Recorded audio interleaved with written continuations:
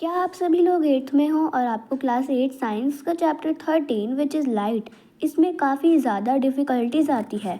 काफ़ी ज़्यादा इसमें कॉन्सेप्ट्स आपको क्लियर नहीं है, आपके बहुत ज़्यादा डाउट्स बन गए हैं। तो चलो इस वीडियो में हम क्लास 8 साइंस चैप्टर 13 का लाइट चैप्टर के सारे डाउट्स और कॉन्सेप्ट्स को क्लियर करेंगे। Hi guys, my name is Archana, welcome to my YouTube channel Archana educator. So in today's video हम क्लास 8 साइंस चैप्टर 13 लाइट को कंप्लीट करेंगे। Before starting this video make sure कि आप मेरे चैनल को सब्सक्राइब कर लो और इस वीडियो को लाइक कर लो और ज़्यादा से ज़्यादा इसको अपने फ्रेंड्स के साथ शेयर करो। Let's start our today's video. Chapter 13 light. The world is largely known through the senses. The sense of light is one of the most important senses.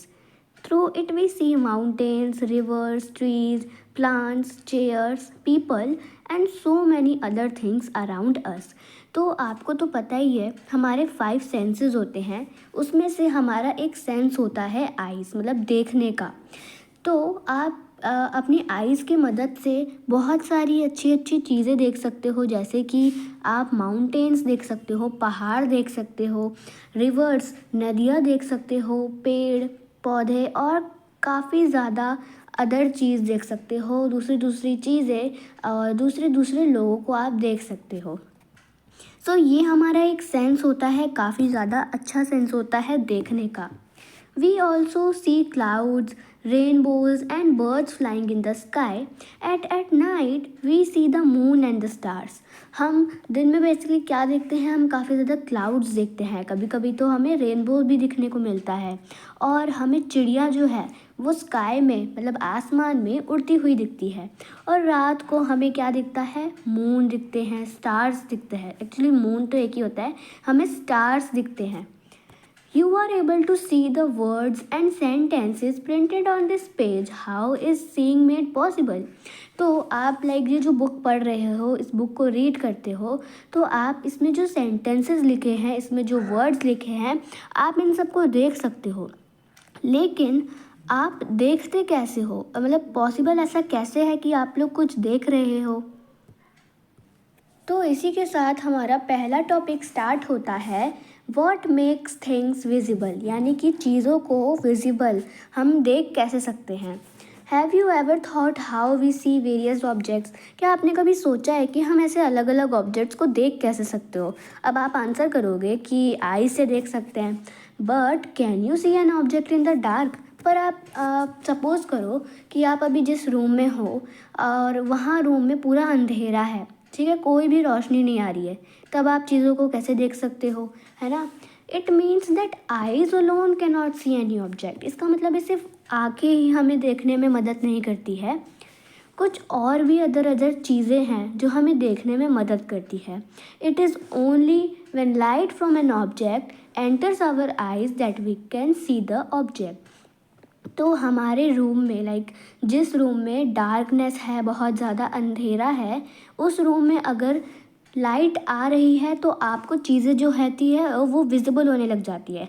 Otherwise आपको मतलब कहीं पर भी लाइट नहीं आ रही है ना, रात को जैसे आपने देखा होगा, जैसे दिन में इतना ज़्यादा उजाला रहता है उतना रात में नहीं रहता है, क्योंकि सन जो है वो डूब जाता है फिर, लेकिन मून आता है, फिर उसमें से लाइट आती है, तो हाँ हमें चीज़ें दिखती है। तो इसका मतलब सिर्फ हम आँखों से तो चीज़ें नहीं देख सकते हैं, हम और भी चीज़ों से चीज़ें देख सकते हैं, और वो चीज़ है light. Yes, the light may have been emitted by the object और may have been reflected by it. अब जो लाइट होती है वो किसी भी ऑब्जेक्ट से एमिट होती है, एमिट मतलब उस ऑब्जेक्ट से उसके ऊपर आती है और रिफ्लेक्ट होकर हमारे आँखों में पड़ती है, जिससे हमें वो चीज़ दिखती है। आगे थोड़ा और क्लियर होगा ये concept. You learned in class 7 that a polished or a shiny surface can act as a mirror. तो आपने 7th में पढ़ा होगा, क्लास 7th में, कि एक शाइनी सरफेस जो भी होता है वो एक मिरर की तरह काम करता है। यानी कोई सी भी अगर जो भी एकदम चिकनी एकदम शाइनी सरफेस है वो कैसा एक्ट करेगा, मिरर की तरह। A mirror changes the direction of light that falls on it. जो मिरर होती है वो डायरेक्शन लाइट की डायरेक्शन को चेंज करती है जब वो उस पर पड़ती है। आपने ऐसा तो करा होगा कि आपने कोई भी शाइनी सरफेस को धूप के पास, मतलब ऐसे धूप में रोशनी पड़ रही होती है और उसकी जो रिफ्लेक्शन है वो कहीं और बन रही होती है, फिर आप उससे खेलते हो। यस, आपने करा है तो कमेंट्स में ज़रूर बताना। Can you tell in which direction the light falling on a surface will be reflected? Let us find out. तो क्या आप बता सकते हो कि जिस डायरेक्शन से लाइट किसी सरफेस पे पड़ रही है वो कहाँ रिफ्लेक्ट होती है? तो चलो उसको ढूंढते हैं कि जो रिफ्लेक्शन है वो आती कहाँ से है।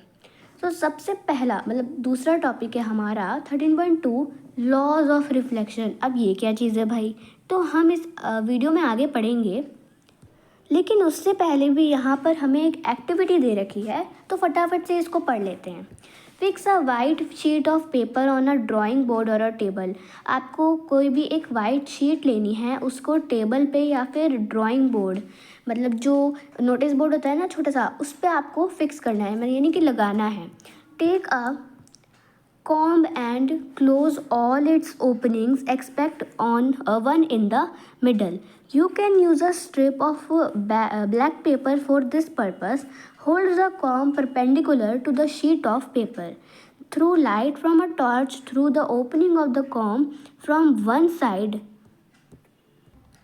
तो बेसिकली आपको करना क्या है, आपको लेनी है एक कंघी, ठीक है।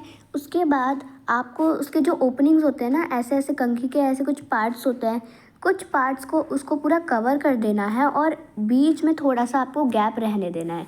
आप इसको कवर कैसे कर सकते हो, आपको कोई एक ब्लैक कलर की पेपर की कुछ स्ट्रिप्स ले सकते हो, उसके ऊपर आप ऐसे ढक सकते हो जैसे एक एक्टिविटी में शोन है। उसके बाद ये जो बीच में जो मिडिल स्पेस है, उसमें से आपको टॉर्च जो है वहाँ पर मारना है। उसके बाद इसके जस्ट सामने इधर की साइड आपको एक मिरर रख देना है, एक छोटी सी पतली स्ट्रिप वाली मिरर रख देनी है। अब आपको क्या शो होगा इसमें कि आप यहाँ पर देख सकते हो कि लाइट इधर आ रही है और रिफ्लेक्ट होकर इधर आ रही है। सो यही शो करना चाहता है अरेंजमेंट फॉर शोइंग रिफ्लेक्शन, यानी कि एक टाइप से ये हमें रिफ्लेक्शन को दिखाना चाहता है। इस एक्टिविटी को आप घर पर भी कर सकते हो। After striking the mirror, the ray of light is reflected in another direction. The light ray which strikes any surface is called the incident ray. अब मान लो, अब हम जैसा कि हमने ऊपर देखा यहाँ पर कि ये जो लाइट पड़ रही है और यहाँ इधर रिफ्लेक्ट हो रही है, तो ये इसमें मतलब यही दिखाना चाहता है, मिरर क्या कर रहा है, लाइट को रिफ्लेक्ट कर रहा है। तो अब ये जो लाइट आ रही थी, इस लाइट को हम कहेंगे, इस रे को हम कहेंगे इंसिडेंट रे। क्या कहेंगे, incident ray. The ray that comes back from the surface after reflection is known as the reflected ray. और जो रे वापस आ रही है, मतलब ये तो इंसिडेंट रे थी हमारी, इसके बाद ये वापस टकरा कर क्या हो रही है, आ रही है। हाँ, ये हमारी इंसिडेंट रे है। उसके बाद ये जो रे है दूसरी जो आ रही है, ये रिफ्लेक्ट होकर आ रही है, तो इसको हम कहेंगे रिफ्लेक्टेड रे। आई होप आपको ये दोनों रे समझ आई होगी।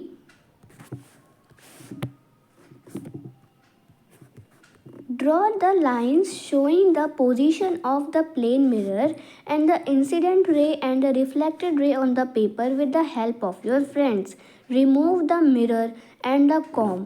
Draw a line making an angle of 90 degree to the line representing the mirror at the point where the incident ray strikes the mirror. This line is known as the normal to the reflecting surface at that point. अब आपको करना क्या है, अब हमने जो नीचे white sheet बिछाई थी ना, उसके ऊपर आपको ना सारी मार्किंग करनी है। जैसे जो इंसिडेंट रे थी, जैसे ये कंघी थी हमारी, इस पे से जो लाइट आ रही थी ये हमारी इंसिडेंट रे थी, और ये जो रिफ्लेक्ट होकर आ रही थी इसको रिफ्लेक्टेड रे कहा जा रहा था। तो आपको पेंसिल से इसको मार्क कर लेना है उस शीट पे। और आपको और एक और चीज़ क्या करनी है, आपको एक 90 डिग्री पे एक नॉर्मल लाइन ऐसे खींचनी है, उसको हम नॉर्मल कहते हैं। वापस से जैसे कि मान लो ये है हमारा मिरर, कोई जो चीज़ है वो आ रही है, मान लो कोई चीज़ यहाँ से आई, ठीक है, ये कोई भी टॉर्च हो सकता है, आप कुछ भी मान सकते हो इसको, और फिर ये रिफ्लेक्ट होकर इस साइड गई, तो ये तो हमारी इंसिडेंट रे हो गई और ये हमारी रिफ्लेक्टेड रे।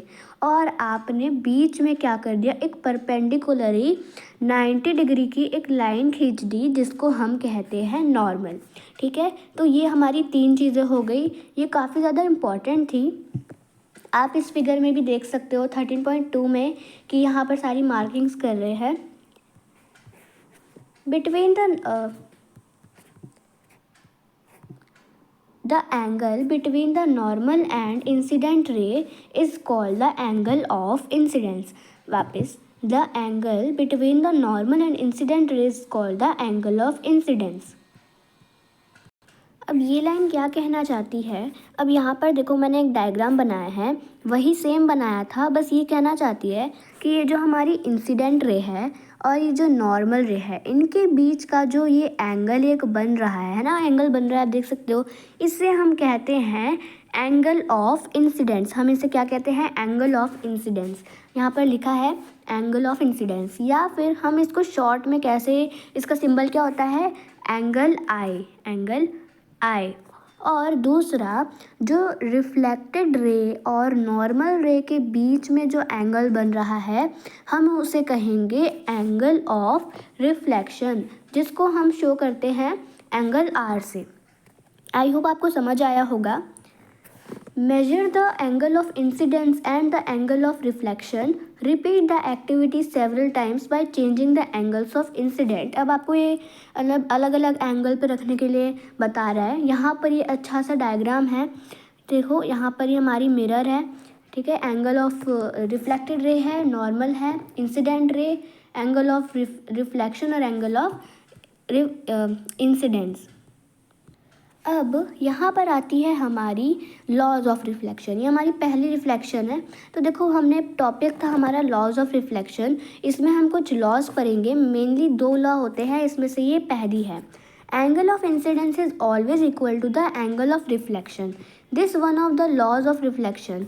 तो अब देखो एंगल ऑफ इंसिडेंस, इसमें कहा है जो एंगल ऑफ इंसिडेंस होता है ना, एंगल ऑफ इंसिडेंस हमेशा इक्वल होता है एंगल ऑफ रिफ्लेक्शन के। अब कैसे होता है, आओ ज़रा देखते हैं। यहाँ पर देखो, ये है हमारी एंगल ऑफ रिफ्लेक्शन और ये है एंगल ऑफ इंसिडेंट। अब ये दोनों इक्वल इसलिए है क्योंकि बीच में जो हमने नॉर्मल लाइन बनाई थी, क्या थी वो, 90 डिग्री पे थी।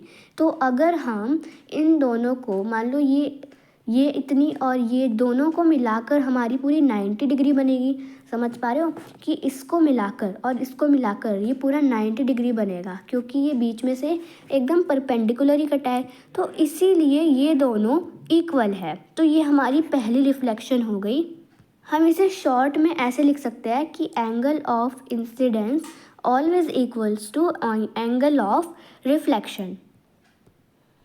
इसकी नेक्स्ट लॉ है the incident ray, the normal at the point of incidence and the reflected ray all lie in the same plane. तो क्या होता है, हमने जैसे फिगर देखी यहाँ पर, ये जितनी भी तीनों चीज़ें हैं ना, तीनों लाइन, ये तीनों एकदम सेम प्लेन पे, सेम पॉइंट पे क्या करेगी, लाई करेगी।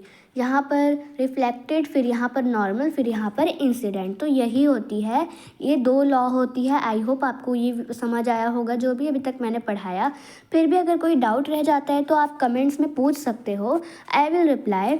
बाय द वे, आपको ये वीडियो कैसी लगी कमेंट्स में ज़रूर बताना। अब मैं आपसे मिलूँगी नेक्स्ट वीडियो में। ये इस चैप्टर का पार्ट 1 है, पार्ट 2 जल्दी आएगा। Thanks for watching.